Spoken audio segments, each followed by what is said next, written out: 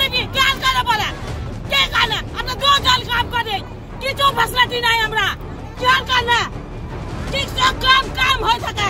তুই তো 10 মিনিট হয় না ঘর কাল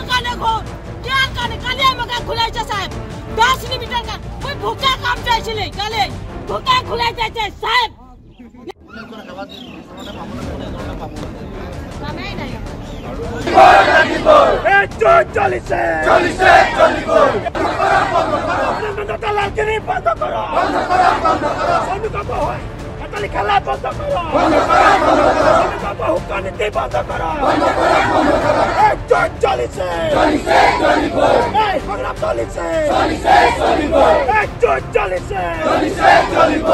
আমাদের এখানে যেটা যে আমাদের পরিস্থিতি ঘটলো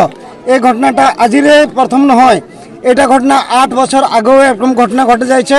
যে এই অ্যাম্বুলেন্সের কারণে আজ এই অ্যাম্বুলেন্স একটা যদি আমাদেরকে এথাই দিত এই কোম্পানিকে আমাদের সবাই রাইজে যায় করে বলেছিল যে আমাদেরকে একটা অ্যাম্বুলেন্স লাগে কিন্তু একটা অ্যাম্বুলেন্স দেওয়ার কোনো ব্যবস্থাই নাই করলো আজ 8 বছর হয়ে গেল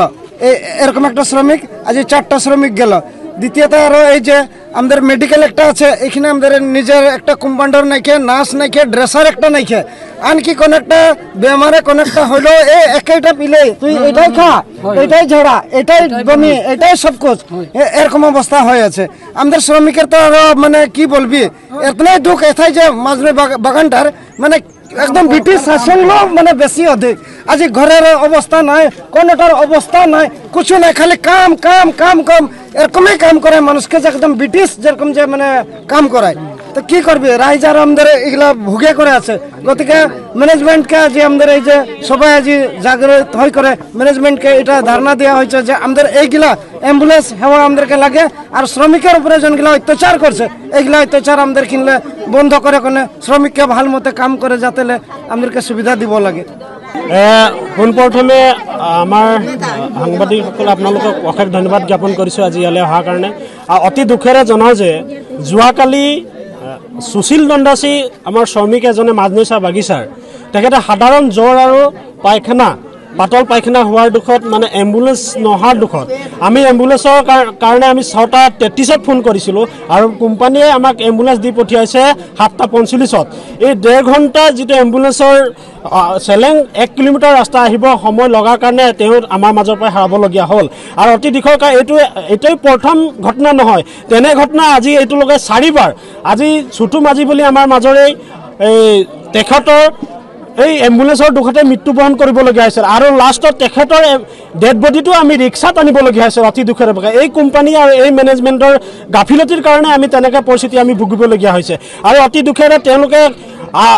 তেওঁলোকৰ ওপৰত বহুতো অভিযোগ আছে আৰু তেওঁলোকে নিজৰ বাবে মইমাতালিভাৱে মানে কোম্পানী বাগানখন চলাব বিচাৰি আছে আজি তেওঁলোকে এটা ষ্টাফ দিছে বাবুৱে মৰিহে নাজানো আমাৰ আই মাতৃসকলত কাম কৰি থকা বৰ ভাত খোৱা ফটেজ লয় কেতিয়াবা তেওঁলোকে কাপোৰ সলাওঁতে তেওঁ ফটেজ লয় তেওঁলোকে এইবিলাক কি কৰিব বিচাৰিছে আজি কোম্পানীটোৱে তেওঁলোকে যদি তেনেকৈ মানুহ যদি ৰাখে কালিকে উপযুক্ত পৰিস্থিতি হ'লে কিন্তু তেওঁলোকে এইটো কিন্তু তেওঁলোকৰ ওপৰত আমি আইনৰ ব্যৱস্থা ল'ম আৰু এটা দুখৰ কথা NRSMে চৰকাৰে মেডিচিন ছাপ্লাই দিয়ে বাগান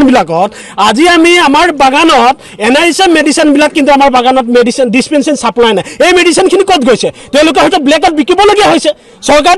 চৰকাৰে আমাক সুবিধা যি NRSM ডিপাৰ্টমেণ্টে যি মেডিচিন দিব লাগে আমি জানামতে হৰহৰভাৱে মেডিচিন সাপ্লাই দি আছে কিন্তু মেডিচিন বিলাক কত গৈছে এইটো ৰহস্যজনক কথা এইটো আমাক আজি মেনেজমেণ্টে স্পষ্ট কৰিব লাগিব আৰু আমাৰ দাবী হৈছে যে আমাক 3 দিনৰ ভিতৰত উইডিং ইয়াত এম্বুলেন্স দিব লাগিব আৰু সুশীল দণ্ডাচী ক্ষতিপূৰণ দিব লাগিব আৰু এটা কথা শ্ৰমিকৰ যিকোনো শ্ৰমিকৰ পৰিয়ালৰ পুত্ৰই হওক বা ভতিজাই হওক যদি কিবা বেমাৰত মেজৰ বেমাৰ কিবা ডাঙৰ বেমাৰ হ'বলগীয়া হয় গুৱাহাটী ৰেফাৰত দিয়ক বা ডিব্ৰুগড় দিয়ক তেওঁলোকে এম্বুলেন্সৰ ব্যৱস্থাটো কৰিব লাগিব আমাৰ দাবী এই দাবীখিনি যদি তেওঁলোকে নামানে আমাৰ এই বাগান ষ্ট্ৰাইক কাৰ্যসূচী পৰৱৰ্তী দিনতো আৰু ইয়াতকে জংগী হ'ব ইয়াতকে যদি ভয়ানক পৰিস্থিতি হ'বলগীয়া হয় তেতিয়া মেনেজমেণ্ট কৰ্তৃপক্ষৰ দাবী হ'ব আৰু NRSMৰ মেডিচিন ক'ত গৈছে তেওঁলোকে যদি আমাক এই প্ৰুফ দিব নোৱাৰে তেওঁলোকে আমি আইনী ব্যৱস্থা ল'ম কি কয় ৰাইজ আমি তেওঁলোকৰ ওপৰত আইনী ব্যৱস্থা ল'ম এই চৰকাৰে দিয়া মেডিচিন আমাক দিয়া মেডিচিন তেওঁলোকে ক'ত বিক্ৰী কৰিছে আমাক সঠিকভাৱে তেওঁলোকে আজি উত্তৰ দিব লাগিব।